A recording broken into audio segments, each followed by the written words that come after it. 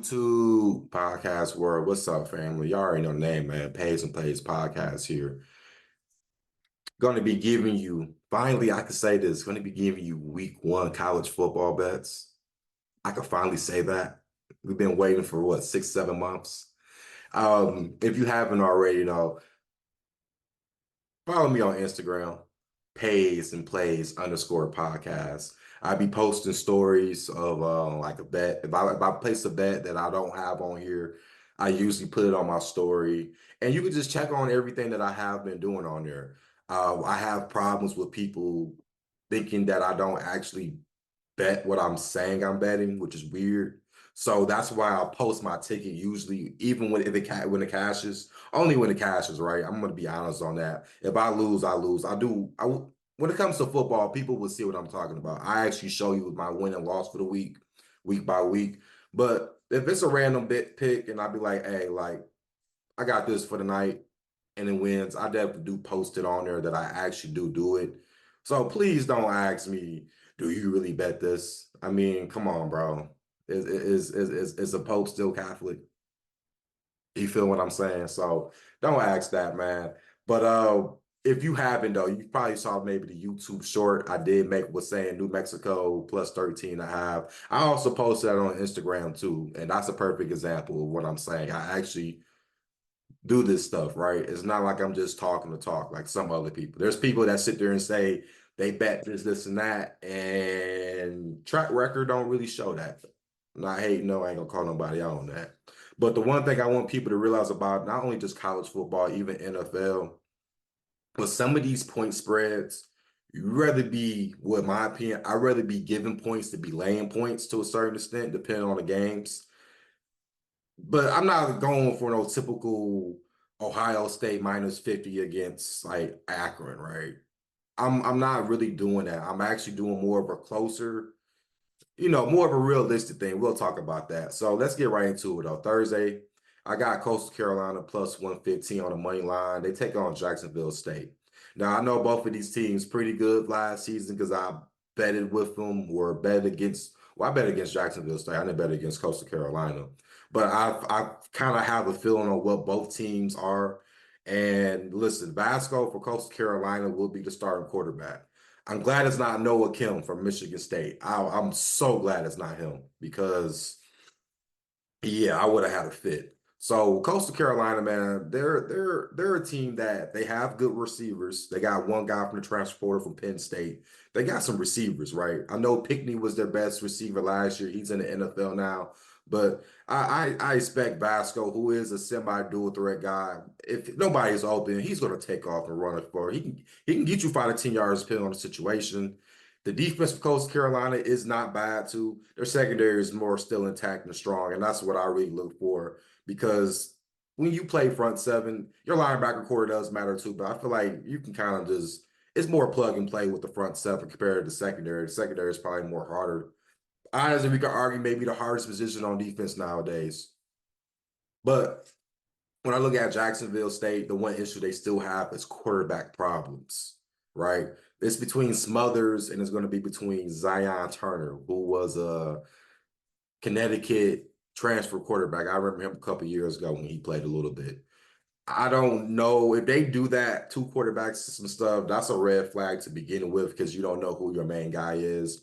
Their best running back, I believe, is out for 10 weeks after having toe surgery. That's a big blow. And with Coastal Carolina, listen, man, I've been messing with this team, and this game right here seems like it's them. As much as I used to respect Rich Rod, I'm just gonna say it. This isn't last year where it was their first Division One game. This is a whole new year now. So the one thing I can always say about Rich Rod teams, that defense is always going to be suspect. And this is a team coming in with 7 new starters on defense. So it's definitely going to be very suspect, at least for week one. I'm picking Coastal Carolina on the money line plus 115. Next game, I am taking a favorite. The only favorite for the week I will be taking. I am taking Houston. I got it at minus 3.5. I think now it's 2.5. Some books is 1.5. Listen, I took it at the worst number, but I'm still going to roll with it. They play UNLV. UNLV has a good offense. Defense is bad. Houston has a good offense. Defense is bad. But the difference is Big 12, Mount West. I'm going to go with Houston. Them being at home. You got Coach Fritz, the guy that came from Tulane. I expect this team to be better. And the one thing about Houston, all right, everyone talks about quarterbacks. Everyone talks about Shador Sanders and Jackson Dart and Carson Beck, Quentin Ewers. To some people, like draft boards, Donovan Smith, the quarterback for Houston, is the fifth best quarterback. So, and it's not shocking because I watched them from last season, even though Dan Horgerson just fucked that team over. We could just be honest about that. Even his Texas Tech days, Donovan Smith was pretty good. So I think this year with Coach Fritz being there, he can definitely elevate his game a lot more better. Another bet that I do like in this game, over 54.5 points. I see points being scored on both sides because this is just a lack of defense on both sides. But I just expect Houston being a Big 12 team that they will be a lot more better than UNLV on this one at least. Next game, lastly, I only got three. No. I don't have three. I got four. I'm tripping. I'm thinking way too ahead right now. That is my biggest problem that I have realized about here. I'll be taking Eastern Michigan plus 105. They play UMass. I don't even know why UMass is a favorite, other than maybe because it's a home game, because they're a -1 point favorite. So I think because it's a home game, that's why I'm not really going with that. I still take Eastern Michigan, which was crazy. Eastern Michigan a couple of weeks ago was -1 point favorites. Listen, they got a transfer quarterback coming in from Buffalo that put up some pretty productive numbers last season, over 56% of completions. I expect maybe at least maybe pushing towards 60%, maybe about 58, 59%. Eastern Michigan has been a team that last 3 years in a row they've been bowling. And that's a big thing for Eastern Michigan, especially you from where I'm from. Eastern Michigan has always never, probably since maybe Charlie Batch. You can go far back to that. I know Mason Crosby went to Eastern Michigan, but they weren't good when he was there. We can be honest about that. And with UMass, like I said, I don't know why they're a favorite. They're like one of the worst teams on defense. The offense, I will say this, the offense averages about 350 yards, but when you give up almost 500 yards on defense, I mean, that's almost a disaster. I know they got a new defensive coordinator, but that does get some getting used to. And listen, slight dog, give me plus 105 on the Eastern Michigan Eagles. Why not? And lastly, this is the last one. And then we'll talk about what the public's all the public money on this week. I have Clemson plus 14.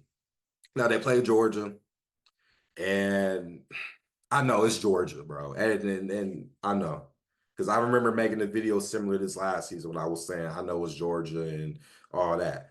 But Clemson, man, listen, Dabo Swinney, one of the most winning coaches currently in FBS. I mean, come on now. You give him 14 points. He likes that underdog type mentality. And like I always say, I'd rather be giving points than be laying points. So you're giving me 2 touchdowns. And I know it's Georgia, right? Carson Beck is probably going to be a top 3, top 5 pick. I know all of that stuff. And I know the defense is good, but so is Clemson defense. And I mean, the only thing you really pretty much hoping for me, what I'm hoping is I hope that Cade Kutnick and offensive coordinator Garrett Riley, I hope they just have a good game plan for this offense. That's all I'm really banking on. Listen, if they can score, I think the first half will be close. And I think that's pretty much what I have to hope, right? Is that they can carry that on to the second half. Because these games, man, when it's college, and it don't matter, bro. You can be up by 10 points. The next thing you know, you can be down by 10 points just like that. But I think this game will be close. I think both defenses will be pretty good. I think if you are messing with the over-unders, maybe the under in the first half might be a good play because I don't see a ton of premium points scoring like that. That's just how I look at it. It's going to be a smash mouth game. So what is in Atlanta? Because I mean, Dabo likes this. Dabo has played in Atlanta in these big type of games before too. So I'm not really. I don't think he's going to be fade or scared about it because Kirby Smart's a good coach. Georgia's a good team. Yes, we saw what they did to Florida State. Right. I think they've. I'm not mistaken. I think they're like 40-2 in the last 42 games. And the only 2 games they lost has been obviously in the SEC championship game to Alabama 2 times. So I think this would be a very good game. It is a 12 o'clock game too. So be aware that is the first game of the slate. Just letting you guys know that on Saturday. But I'm taking Clemson plus 14. And as I'm looking at this on my phone, you guys can look it up on the screen. I'm gonna tell you where all the public money is on because I'm gonna tell you how I think about it on both sides, right? So go ahead and look on the screen right here as I am going to be reading this off. You got 88% of the bets is on Oklahoma State minus 10. They play South Dakota State. South Dakota State actually is one of the best FCS teams in ball. And I actually will take South Dakota State to cover that one. So I'm not a fan of the minus 10. 87% of tickets is on Alabama minus 31.5 against Western Kentucky. I can agree. I can agree. I know Coach DeBoer first game in Alabama. I see Alabama blowing them out. I think the only concern you always have with these big spreads is when their third stringers are playing, do they let Western Kentucky score points? I think that's really the only concern when you look at these big time numbers. 84% of tickets is on LSU minus 4. I agree. I wouldn't play that against USC. I like the over because I know both defenses would they're new defenses, and I don't think you can figure that out in week one just like that, knowing that both offenses can go up and down the field. 82% of tickets is on Georgia, minus 13.5. Obviously, I went with Clemson plus 14, so that tells you that I'm fading the public on that one. 81% of tickets is on Miami, Florida, minus 2.5. I agree. At first, I didn't agree about this one, but however, the more I kept thinking about it, listen, Miami, Florida does have a good pass rush. So it just all depends on really the offense, on Cam Ward, and let's see what he can do. I think that's the only thing we really can worry about. I know it was at Gainesville, but I actually like the under in this game too. I think it's like 55.5, if I'm not mistaken. 81% of tickets is on Michigan, minus 21 as a 3 touchdown favorite. I disagree. I'm not with it because I don't know what Michigan can do. Fresno State is a tough team. They're actually been an improved team in the Mountain West. So we can sit there and say that. And I think there's a look ahead spot because they're thinking about Texas. They're not thinking about Fresno State to a degree. I believe they're really thinking about Texas because that is the big game they play next week. And also, you can also agree with that with Texas as a minus 32.5 against Colorado State.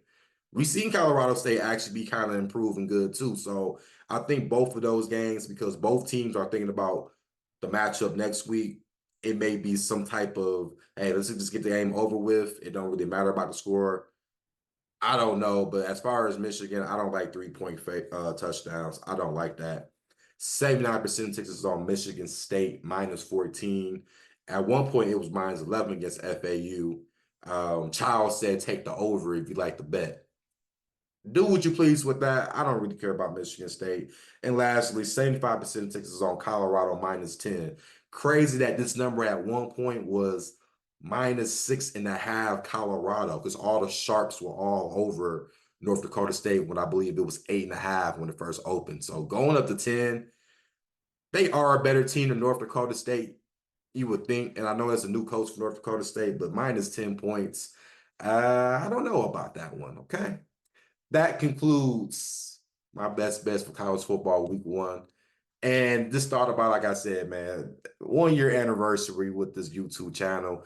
I'm going to go a lot more harder. So expect more content. Expect me to say how I feel. And if I win, come on, don't fade me. Because some people who saw me in NFL, you don't want to fade me, bro. I think you want to hop on this side. So like, comment, subscribe, show all the love, man. Hope all is well. Let's have a good day and let's get this money.